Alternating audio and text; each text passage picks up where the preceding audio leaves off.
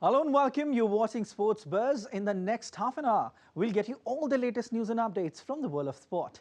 Now, starting with the headlines. India bundled out for 245 runs against South Africa. KL Rahul slammed century on the second day of the first Test match taking place in Centurion.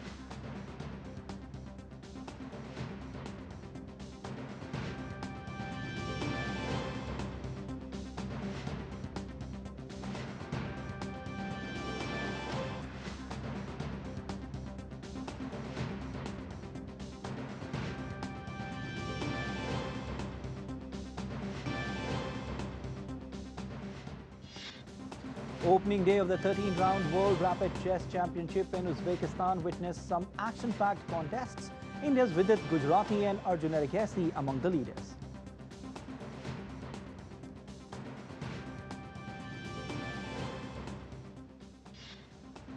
India's National Boxing Championship, Simranjeet, Saweety, Pooja storm into finals in 60 kilograms National Championships final. Well, India was bundled out for 245 runs against South Africa after KL Rahul slammed a century on the second day of the first Test match in Centurion on Wednesday. In reply, South Africa scored 49 runs for the loss of 1 wicket. Rahul scored 101 runs after the rain delayed the start of the play. Kagiso Rabada took 5 wickets. Nandre Berger grabbed 2, while Marco Jansen snared 1 batsman to put India in quandary.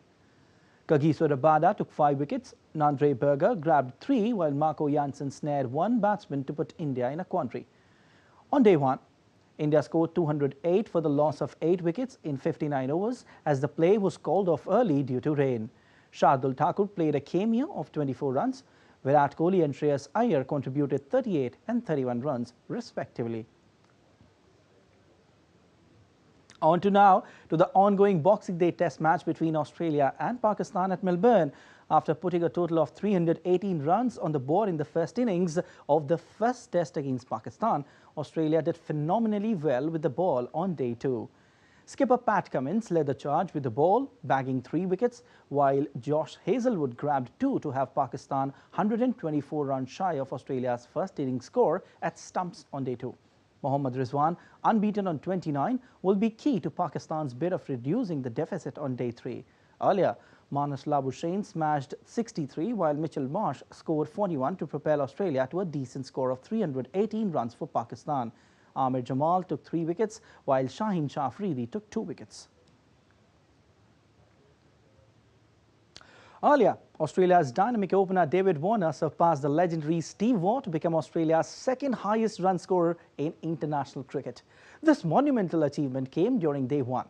In the first innings, he scored a steady 38 in 83 balls. Now in 371 international appearances, Warner has 18,515 runs at an average of 42.56. He has 49 centuries and 93 50s in international cricket with the best score of 335 not out. Well, coming on to chess now, where Vidit Gujrati and Arjun won 4 out of 5 rounds to be among the leaders at the end of action-packed opening day of 13th-round World Rapid Chess Championship in Uzbekistan. Magnus Carlsen, the world #1 and reigning champion, started with a draw but won the rest of the games to be part of the 5-player leaders group. Others are Bulgaria's Ivan Cheparinov and China's Yu Yangyi.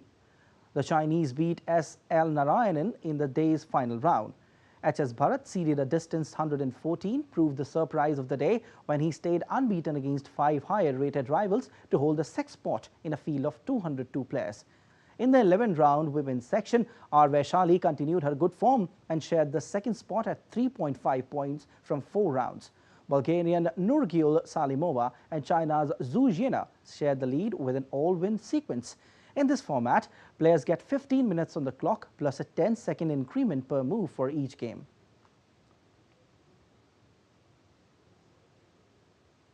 And Tokyo Olympiad boxer Simranjeet Kaur cruised to the 60 kilograms national championships final, eking out a narrow win over Manisha Mohan in the battle of the world championship medalist in Greater Noida on the outskirts of New Delhi. The 28-year-old, who won the bronze medal in 2018 Worlds, registered 4-3 split decision with a fiery semi-final over 2022 Worlds medalist Manisha, who's moved up a weight class for a shot at Olympic weight class, where India is yet to seal a quota. Simranjeet will clash against Commonwealth Games bronze medalist Jasmine Lamboria, who continued her dominant run in the final. 22-year-old notched a 5-0 win over Menka Devi. Ankushita Boro and Arundhati Chaudhary set a final clash with each other in the 66-kilogram event. Both Ankushita and Arundhati registered similar 5-0 wins over Deepika and Sanju, respectively. Another World Championship silver medalist, Railways Sonia Lathar, moved to final with a 4-1 win over Punjab's Mandeep Kaur in the 57 kilograms last 4 match. World champion Saweety Bora and two-time Asian Championship gold medalist Pooja Rani lived up to their top billing, registering facile wins in their respective semi-finals. Well, on to tennis now, where Aryna Sabalenka fought back from a set down to beat Ons Jabeur in an entertaining exhibition match in Saudi Arabia on Tuesday. The Belarusian, world number 2, started slowly against Tunisian Jabeur, who claimed the first set comfortably. However, reigning Australian Open champion Sabalenka found the range with her heavy ground strokes in the second set, eventually running out of winner 4-6, 6-3, 6-2 in a match which lasted nearly 2 hours.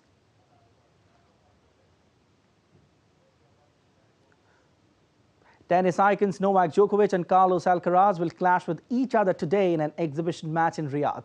Djokovic will be looking to add to his record 24 Grand Slam titles at Australian Open, which starts in Melbourne in January, having claimed 3 of the 4 major titles as well as ATP Finals trophy in 2023. Speaking ahead of the match, Djokovic said that he had no plans to retire and wants to emulate NFL player Tom Brady.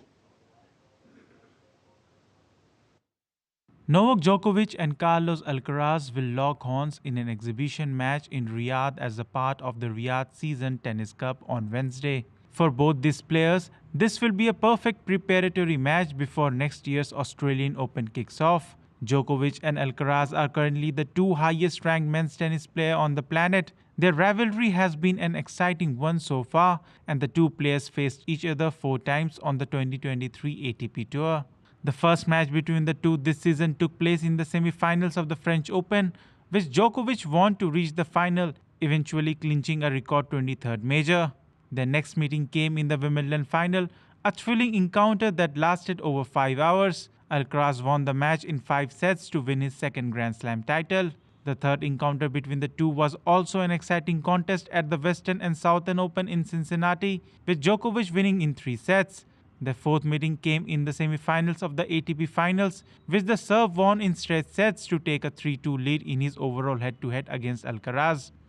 Well, I think it's quite cool, you know, this rivalry. I mean, having great matches against one of the best in history from our sport is always great. You know, I grew up watching him. You know, everything he has done for the game has been amazing. So right now, be able to play against him, you know, face to face, you know, let's say, and you know, be able to beat him, for me, it's great, you know. So hopefully it's gonna be the same this year. Speaking in Saudi Arabia ahead of the exhibition match, the 36-year-old Serb said he had no plans to retire and hoped to continue playing past the age of 40, pointing to the career of quarterback Brady, who retired in February at the age of 45 after 22 seasons in the NFL. Well, let's see. You know, Tom Brady is a great example of a champion in his sport and someone that has had such a great career and longevity. He has put a lot of hours and a lot of time into self-care, into recovery, into making sure that, in a way, every aspect of his body and mind is covered so that he can have a long-lasting, successful career. So I know him personally as well, and I learned a lot from him, from his example, and hopefully I can have, a career that goes up to 40 or maybe even beyond. With Roger Federer's retirement and Rafael Nadal's injury, young players like Alcaraz, Italy's Yannick Sinner, and Holger Rune of Denmark look set to carry the sport forward into a new era. I think it's very good that we have another great rivalry in tennis. Alcaraz is youngest ever year number one in the history of our sport. He's only 20, but he has won multiple Grand Slams and big titles. You know, being already a consistent top 2-3 player, you know, for such a young age is amazing. And he's going to be definitely one of the leaders of the future of tennis in the next 10-15 years. I'm sure we're going to see a lot of him winning big tournaments. And obviously Nadal wasn't playing the entire 2023, so Federer retiring also last year, you know, kind of our era is coming to an end, but you know, you have Alcaraz emerging, which is great. And I was very happy that I had, you know, 4 very good matches with him this year that each match attracted a lot of attention. We had a lot of great highlights, and it's good. It's good for our sport. You have Carlos, you have Sinner, Rune, you know, young players who are going to carry this sport for the years to come. Novak Djokovic enjoyed an exceptional 2023 season, winning 7 titles including 3 Grand Slams, the ATP Finals and 2 Masters 1000 events in Cincinnati and Paris. He will end the year as the world number 1. Carlos Alcaraz, meanwhile, won in 6 tournaments, including Wimbledon and 2 Masters 1000 events in Indian Wells and Madrid. He will end 2023 as the world number 2. The marquee tournaments of tennis. The Grand Slams begin with the Australian Open in Melbourne on January 15 and wrap up with the US Open final on September 8. Here's dates and venues of the 4 showpiece tournaments. The Grand Slam tennis tournaments in 2024 kick off with the Australian Open in Melbourne on Jan 15th and wrap up with the US Open final on September 8th. Here are the dates and venues of the 4 marquee tournaments. The 112th edition of the Australian Open will be played between Jan 15 to 28th at the Melbourne Park. Novak Djokovic is the defending men's singles champion, while Aryna Sabalenka won the women's singles crown in 2023. French Open is the second Grand Slam of the year. The 128th edition of the clay court major will be played at the Roland Garros in Paris from May 26 to June 9th. Novak Djokovic clinched the title last year. In the women's singles, world number 1 Iga Swiatek of Poland is the 2-time defending champion. The penultimate Grand Slam of the year, Wimbledon, takes place 3 weeks after Roland Garros. The 137th edition of the Grass Major, also known as the Championship, is scheduled from July 1st to 14th, where the defending champions are Carlos Alcaraz and Margareta Vondrousova.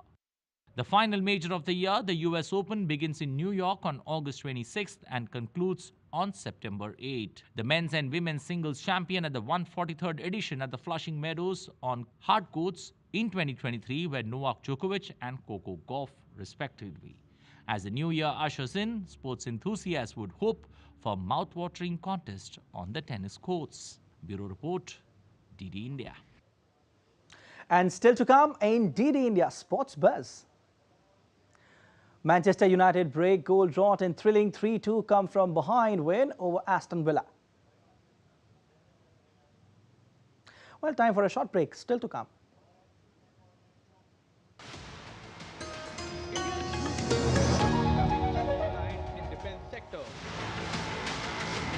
Policy changes enabling increased involvement of private sector, from humanitarian assistance to rescue operations. Increased synergy among armed forces through joint military exercises. Watch Echoes 2023, India's defenders at these times only on DD India.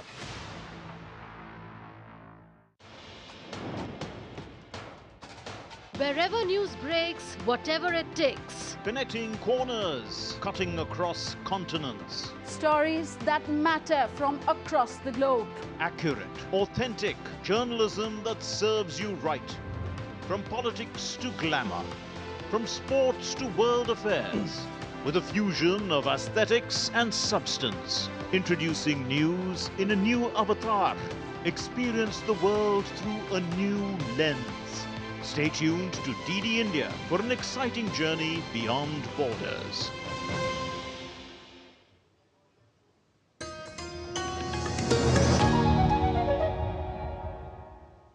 Welcome back. Some football news now, where Manchester United break goal drought in thrilling 3-2 come from behind win over Aston Villa as Rasmus Højlund nets first Premier League goal.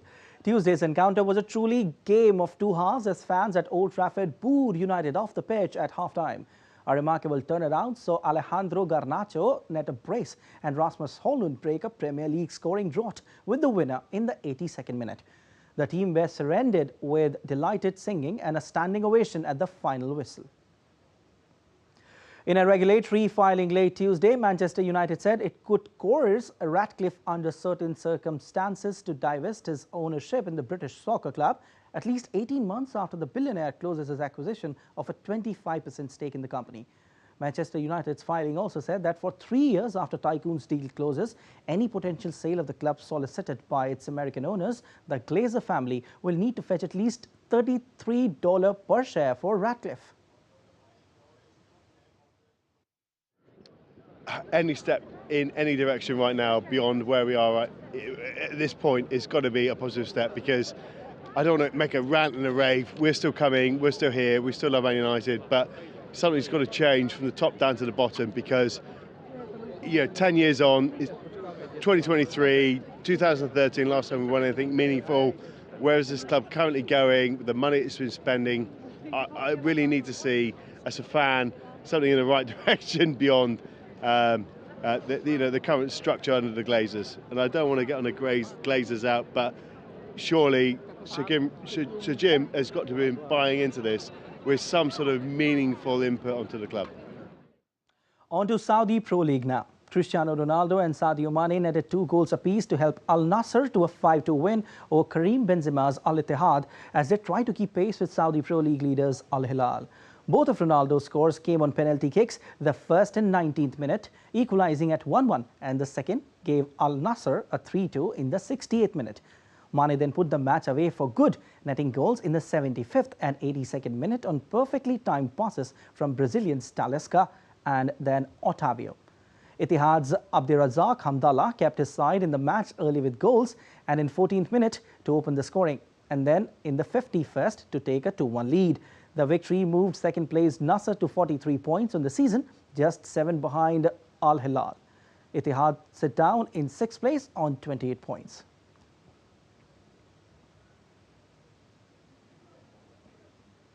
Liverpool returned to the top of Premier League as Darwin Nunez's first league goal for almost 2 months helped them to a 2-0 victory at struggling Burnley on Tuesday. Nunez's precision first after 6 minutes gave Liverpool a flying start at Turf Moor, but Jurgen Klopp's side were unable to kill off the hosts as second goal would not come. Mohamed Salah was denied by the crossbar, and both Cody Gakpo and Harvey Elliott had goals disallowed as Burnley hung on, but Diogo Jota's 90th minute effort sealed the points. Liverpool's first win in 3 league games moved them above Arsenal as they reached the halfway point of the season on 42 points. Arsenal, who have 40, host West Ham United on Thursday. While Chris Wood scored a hat-trick against his former club as Nottingham Forest beat Newcastle 3-1 in the Premier League on Tuesday. Wood, who signed with Newcastle for $32 million in January before joining Forest in the summer, took advantage of woeful defending at St James Park to help Forest end a 7-match winless league run and give new manager Nuno Espirito Santo his first victory. The win left Forest up to 16th place, while Newcastle's 4th defeat in 5 games keeps it 7th.